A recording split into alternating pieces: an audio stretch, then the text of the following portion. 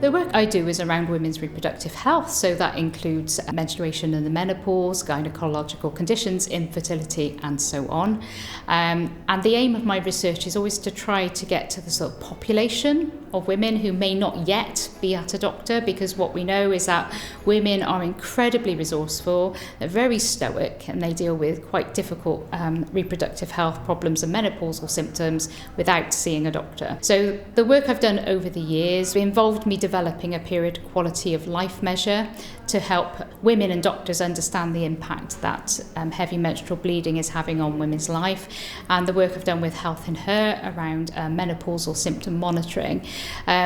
These are all intended to try and capture the experience of the woman in the general population so that she understands when it's important to seek help.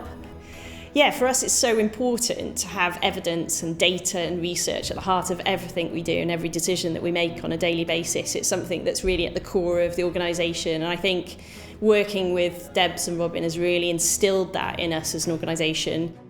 Ultimately, the aim of all of these types of interventions is to give women a sense of power and control over their reproductive health and their life. So from being in a sort of position of, having their life disrupted repeatedly and feeling it's something they should have to put up with, then they actually have the scope and the words to use to go and get it sorted, which can only be good for everybody.